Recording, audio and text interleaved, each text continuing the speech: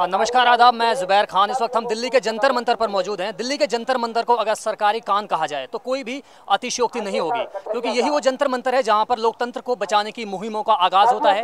यही वो जगह है जहां पर संविधान को बचाने की मुहिमों का आगाज़ होता है, और यही वो जगह है जहाँ पर कानूनों को अमली जामा पहनाने के लिए कई बार पहलों का अमल में लाया जाता है। और इससे पहले भी 28 तारीख को नॉट इन माई नेम के नाम से इसी जंतर मंतर पर एक बड़ा प्रोटेस्ट हो चुका है। जगजाहिर है आज फिर मेवाती समुदाय यहाँ पर दिल्ली के जंतर मंतर पर एक बड़े प्रोटेस्ट की तैयारी में है, जिसकी शुरुआत आज हो चुकी है।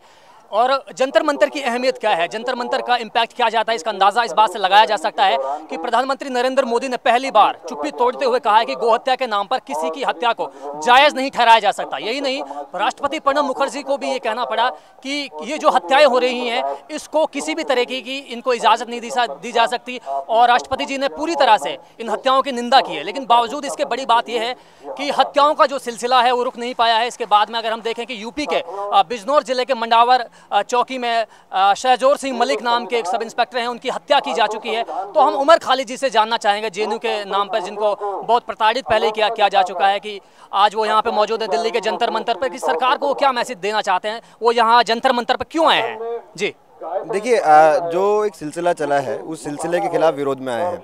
आपने बात किया जंतर मंतर की अहमियत की। आज सबसे बड़ी दुर्भाग्य हमारे लिए ये है कि जो देश का जनवाद है वो कहीं ना कहीं जंतर मंतर तक ही सीमित रह गया है। जंतर मंतर पे आवाज़ उठी, प्रधानमंत्री तक पहुंची, लेकिन वो आवाज़ उनकी भीड़ तक नहीं पहुंची। और प्रधानमंत्री का बयान इतना खोखला है, वो यही दिखाता है कि उनकी जो भीड़ है, जो उनके गुंडे हैं, जो संघ के पूरे एजेंडे में इसको आगे लेके जा रहे हैं, वो भी उनको सीरियसली नहीं लेते, क्योंकि उनको पता है कि ये जो प्रधानमंत्री जो भी बयान दे रहे हैं वो सिर्फ अपने एक पब्लिसिटी के लिए दे रहे हैं, एक जो बैड पब्लिसिटी हुआ उसको मैनेज करने के लिए दे रहे हैं। 4 दिन लगे, 5 दिन लगे प्रधानमंत्री को ये बात जागने के लिए कि एक जुनैद की हत्या हुई है, और कोई हमें बहुत उम्मीद नहीं है। मतलब एक तरफ प्रधानमंत्री बयान देते हैं कि गाँव के बारे में, गाँव हत्या के नाम पर हत्या नहीं सहेंगे, वहीं उनकी तरफ उनके यूनियन कैबिनेट मिनिस्टर है महेश शर्मा, जो जब अखलाक के एक हत्यारे की मौत हुई, वहाँ जाके वो उनको एक मार्टियर्स फ्यूनरल देते हैं, उनको एक शहीद बताते हैं, उनको तिरंगे में लपेट के बोलते हैं कि देश का शहीद है। उन भाई पूरी भारतीय जनता पार्टी का एमएलए है ज्ञानदेव आहूजा, जो बोलते हैं जो पहलू खान के साथ हुआ उसका हमें कोई अफसोस नहीं है।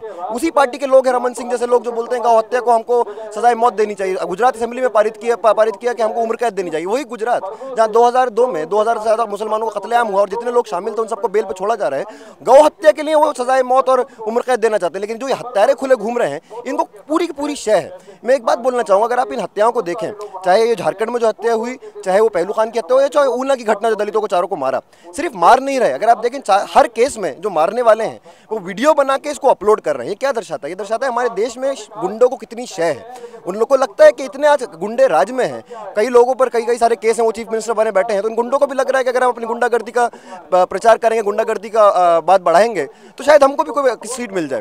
और दूसरी एक और चीज़ दिखाता है कि वो एक इंसान को मारते हैं, लेकिन वो वीडियो बना के हजारों लोगों को एक डर के माहौल में देना चाहते हैं। और खालिद से मैं एक सवाल ये भी जानना चाहूँगा कि एक भीड़ वो थी जिन्होंने पहलू को मार दिया, एक भीड़ वो थी जिन्होंने मिनहाज को, नईम को, अखलाक को उसके घर के बाहर मार दिया, और एक अब ये भीड़ मतलब आम लोगों से आगे बियॉन्ड बात कर रही है। अभी शहजोर मलिक का जो किस्सा है हमारे सामने जगजाहिर है, इससे पहले तंजील अहमद का जिक्र हम लोग कर सकते हैं, मोइन खान का जिक्र हम लोग कर सकते हैं। तो ये आम लोगों से बढ़कर ये बात कर रहे हैं, तो कोई भी डर की बात नहीं है कि जब आप पुलिस ऑफिसर को, जिनसे इंसाफ की गुहार आदमी लगाता है, उनको आप पुलिस चौकी के अंदर जाके मार रहे हैं, और सरकार की तरफ से कोई भी वक्तव्य, कोई भी स्टेटमेंट ऐसा नहीं आ पा रहा है, कि कोई भी बात ऐसी नहीं कह पा रही कि कब तक इन घटनाओं पर पाबंदी लग पाएगी, कब तक सरकार इन घटनाओं पर इनको रोकने में, एक अंकुश लगाने में कामयाब हो पाएगी। देखिए, संघ परिवार इस देश की जनता के ऊपर एक युद्ध छेड़ रहा है, और वो युद्ध मैं जिस तरीके से बोला, वो एक वैचारिक युद्ध है। इस देश को हिंदू राष्ट्र में बदलने की युद्ध है, और उनको पता है ये हिंदू राष्ट्र इस देश में हिंसा के बतौर ही वो स्थापना कर सकते हैं, और उस हिंदुत्व की राजनीति, उस ब्राह्मणवाद की राजनीति हिंसा से भरी हुई राजनीति है, और उसी का हमको देखने को मुजाहरा मिल रहा है।